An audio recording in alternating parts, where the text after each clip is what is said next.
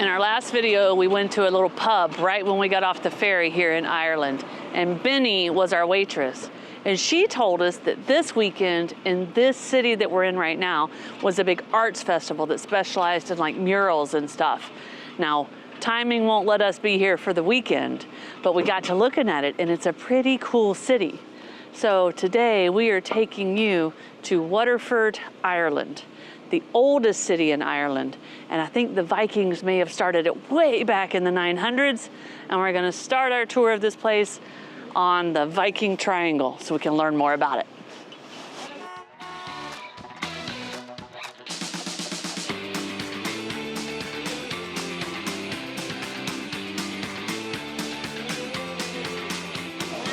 Oh, this is it right here. Well, just check out that Jordan's around this corner there. All right, thanks so much. You're awesome. All right, cheers. Wow, look at this. This is where the Viking tour begins. Ragnar. Hi, Reginald's Tower, also known as Dungarvan, a word of Irish origin meaning the Fort of Oak, is the only monument in Ireland named in honor of a Viking, possibly Ragnar or Reginald, the founder of the city in 914. So following the fall of the city, the Anglo-Normans, two Viking leaders, were executed here. Prince John of England landed at Waterford and organized the rebuilding of the defenses of the old Viking city, including this tower. John established mint in this tower, so they must have made money here. John's grandson, Edward I, ordered that this tower be used to imprison anyone trying to defraud the mint that he had established in Waterford. Man, there is a ton of history in this place, guys. Let's go see it. All right, we decided to go in the Viking Museum here, and 3 stories high. It's 3 stories high, and Snow's getting her opportunity to crawl up a cave like I did back in the Dolomites, although she has a handrail. That's a big step right there. And proper lighting. But we're supposed to go up to the 3rd floor, and then start with a movie. And then we get to come back down and check all this out. So here's a big heavy sword. And over here, if you can see this cone, it's a metal piece. That's what they put in the shield. So the shield was wood, but the centerpiece where their hand is metal to protect their hand. So cool.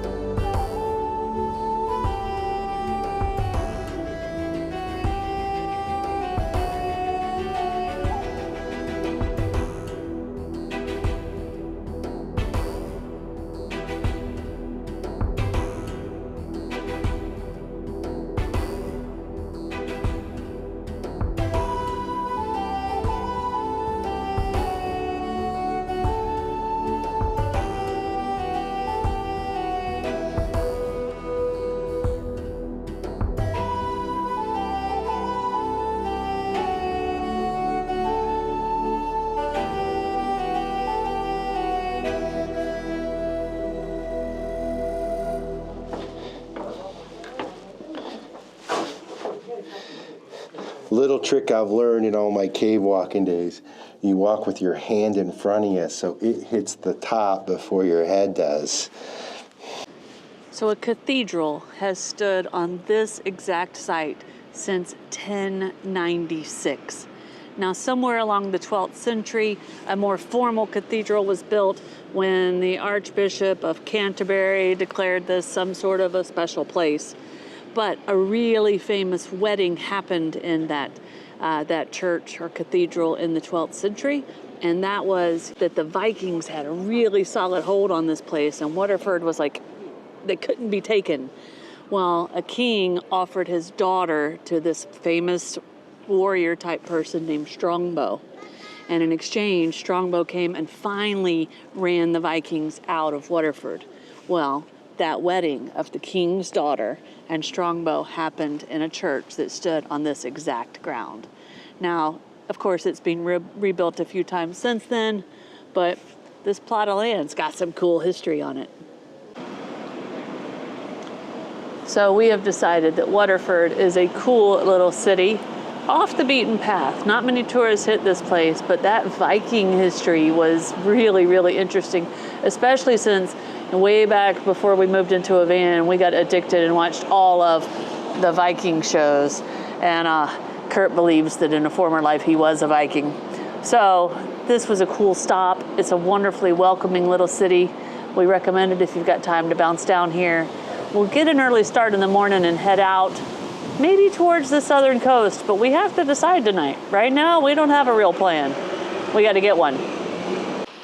So today, we are going to take you to a lesser known coastline here in Ireland.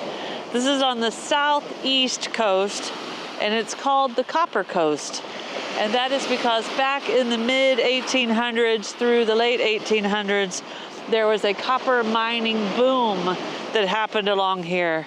And it made this area very wealthy for a while, and it employed thousands of people. But the fluctuation of the copper prices and the difficulty they had and the expense they had getting to the deep copper, it eventually just kind of shut down and economically devastated this part of Ireland. I believe it was the 1870s. But it is a beautiful strip of coastline. We're gonna make the drive today, stop at a few places, show you some of these rock formations. We may even see some mining ruins. And somewhere along the way, we may even find an old abandoned castle. But today is gonna be about a beautiful drive along a beautiful hidden gem here in Ireland, the Copper Coast. Well, we left the beach and made a really cool 10-minute ride through the Irish countryside, cows, farmlands, narrow roads, and we've made it to what's going to be our next spot, and it is the castle I told you we were going to try to get to, and it's Dunhill Castle. Now I want you to stop and think back to when we were in Waterford yesterday, and I told you about that king that married off his daughter to the warrior so he could defeat the Vikings there in Waterford. Well, this castle was started or built by the LePowers family sometime in the 1300s. And the history is tied together because that warrior's name was Strongbow. And the LePowers guy that built this castle was the best man in that guy's wedding at the church we showed you yesterday. So it all kind of ties together. Now it's in ruins at the top of this hill we're going to climb up, but it's supposed to be a really cool little mini hike. You ready, Curt? I gotta say, we've only been in Ireland for a few days, and I am absolutely loving Ireland. The people have been delightful. Like, we're going down these country roads, and people wave, and and also it's just a beautiful countryside. And this place we're at right here is free, so it's free to go up to the castle. It's free to park here. Hats off to Ireland for sharing your heritage.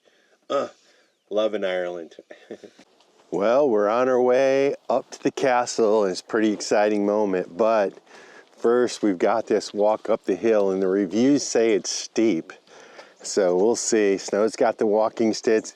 We definitely have our walking shoes on, hiking shoes, and it's a beautiful sunny day. I don't think this is typical Ireland weather, but we will definitely take it. Absolutely gorgeous. It's about 70 degrees outside.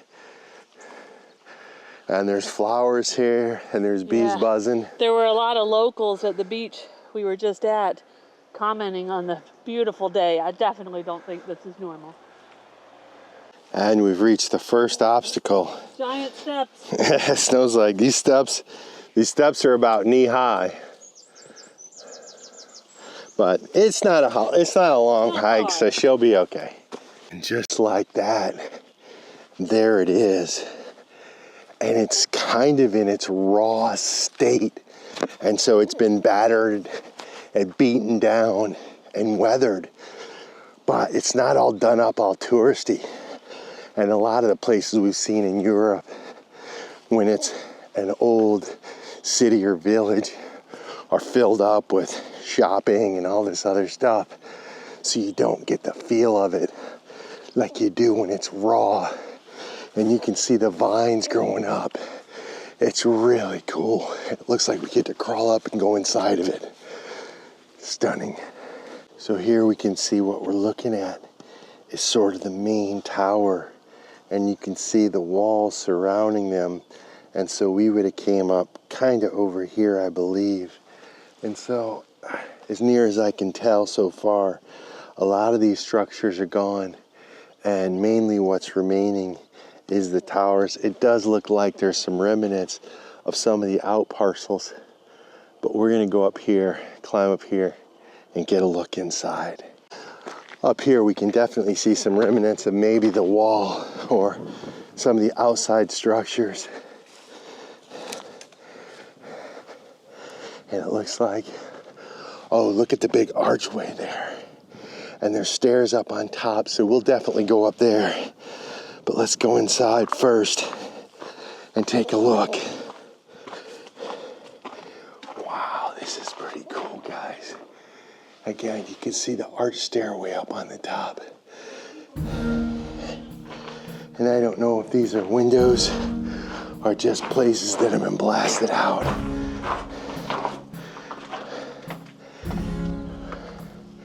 Pretty stunning.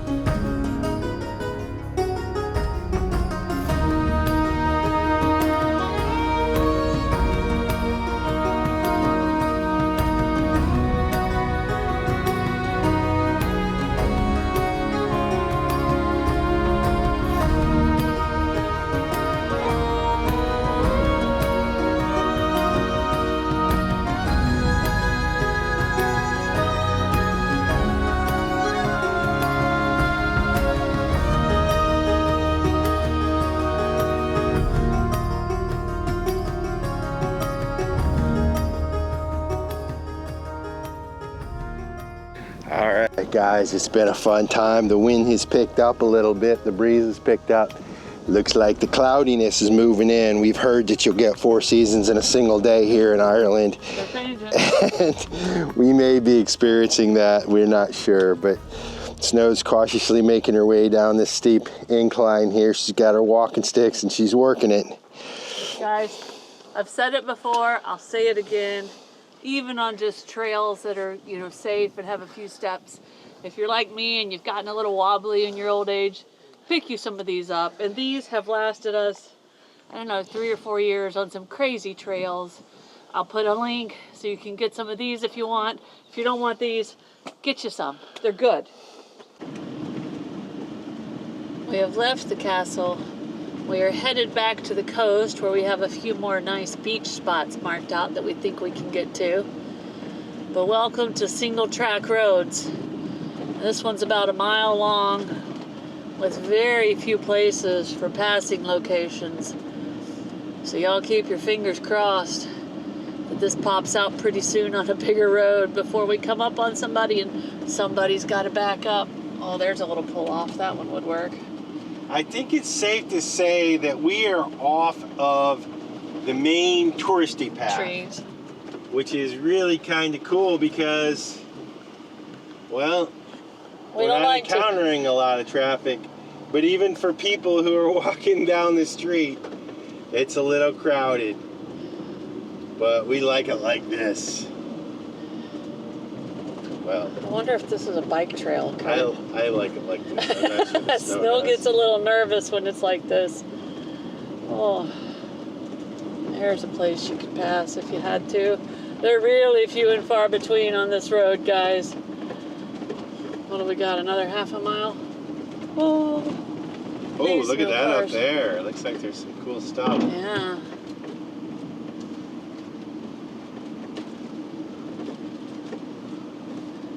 All right. I'm going to turn the camera off, and hopefully that makes it where we don't pass any cars, guys. Almost back to the beautiful coast. We were going to head to this parking lot because it looks like there's some cool ruins and stuff, but not if you're over 6 feet tall. One of the legendary height barriers we've heard so much about. But we do know that there are some parking lots we can get to a little farther down the road. But that one looked cool. Darn it all. There's just cool old stone walls and fences everywhere around here. So cool. So we're coming into the little village of Annestown. Looks pretty colorful at first glance. All right, guys, we have made it to our next beach stop. It's a nice little park up right on top of a cliff overlooking this beautiful ocean or sea. I actually think we might be looking down at the Celtic Sea. I think we're looking at the Atlantic Ocean, but I could be wrong. All right, we'll figure it out on a map. Kurt's going to whip up some lunch. Vanna has hopped up into her solarium. She is going to take in the view as well. What do you think, Nanner? Is that a nice view? What's on the menu, Chef? I don't know yet. All right. While the chef figures it out, I'm going to walk y'all down here to the fence and see if we can see over the edge of the cliff.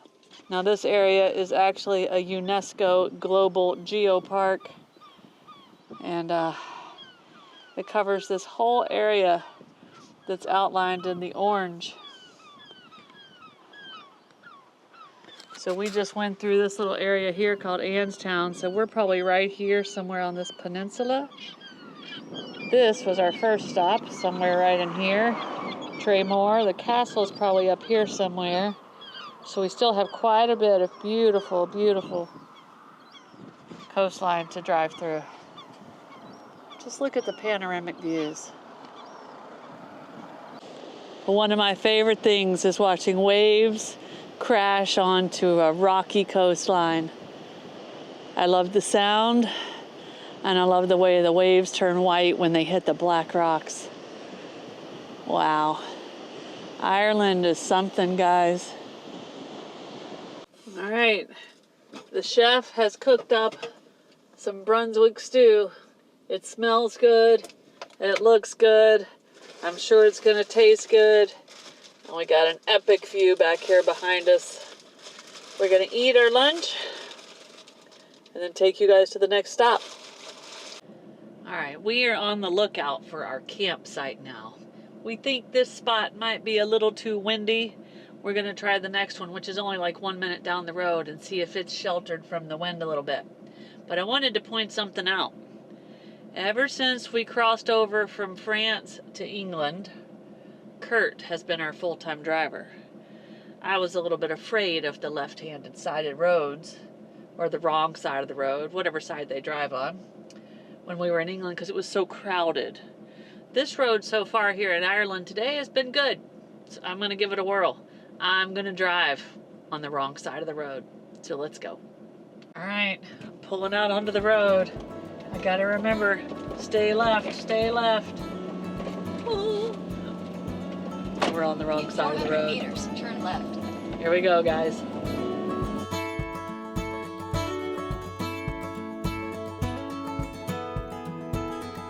It's been a long, hard season. I'm feeling weary to my bones. I guess that's my reason. I've packed my bags and now I'm gone. Somewhere between the sun and the deep blue sea. That's where you find me. Tan and red, flat out on a beach bed. That's where you find me. Working on my fishing skills in a little boat that I'll rent. Ain't got nothing but time to kill. No vacation's been more heaven sent. Somewhere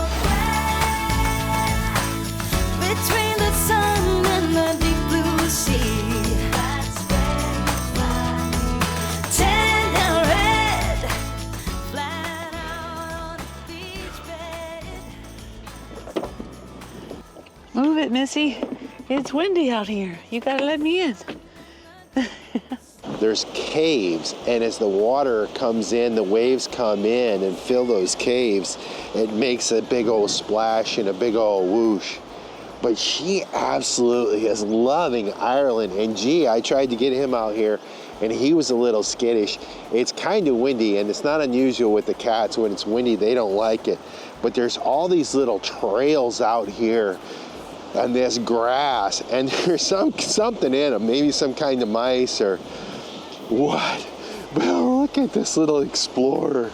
She's just coming out here and loving these coasts of Ireland. Wow. And you can see where she's coming. It's like straight down there, guys. And the van's up there. What about a lovely camp spot, huh? And it's a free camp spot, so we are loving that. We are loving Ireland. We are having so much fun here. And and it's just beautiful to top it off. All right, Vanna has found her perch right here. And she's out here in the sun, and there's some little birds she hears chirping in the background. And there's something in this grass that really gets her attention. How cool.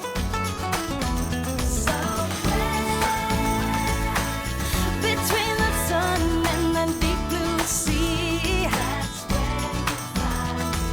Tan and red, flat out on a beach bed. Somewhere between the sun and the deep blue sea. That's where you find me. My feet in the sand, green umbrella drink in my hand. So if you must, oh, if you need me, between the sun and the deep blue sea.